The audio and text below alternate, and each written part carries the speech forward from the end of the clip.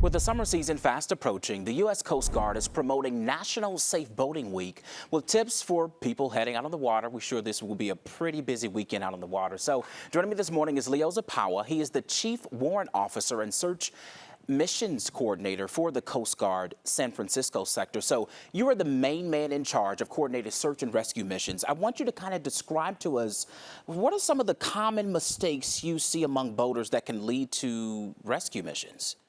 Justin, thank you for that question, and thank you for inviting me to talk about safety on the water. I'd have to say that the number one thing for me, and I wish that your viewers would get from this conversation, is to wear a life jacket. Life jackets are going to keep you safe on the water, and it's not enough just to bring it on your boat. Please bring that life jacket and put it on and wear it the entire time.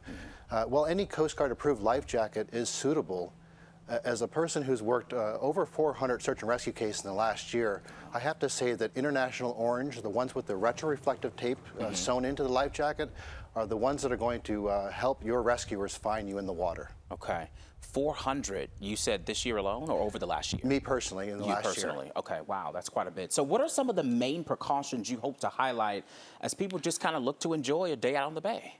Well, cell phone use is ubiquitous. We all have our cell phones, right? But cell phones are not very reliable when you're out in the water. A marine band radio is really what you need.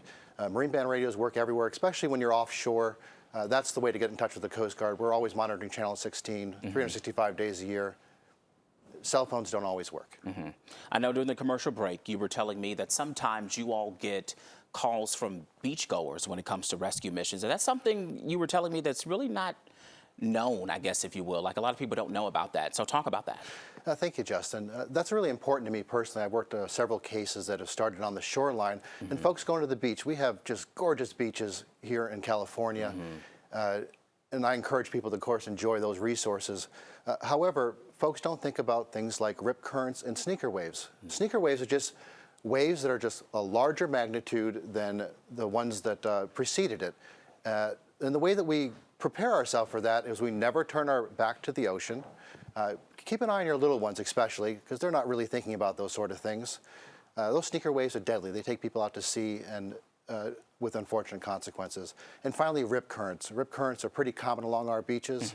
If you are pulled out into a rip, swim parallel to the beach. Once you're out of that rip, swim back to the beach and get back to safety. Gotcha. Thank you so much for those tips. Anything else that we didn't hit on that you wanted to talk about or address as it relates to boating safety? Oh, Justin, I'd like to take the rest of your show to talk about boating safety, but I appreciate the invitation, and please be safe out there. Understood. Thank you so much, Leo Zapawa with the U.S. Coast Guard. Thank you for those tips.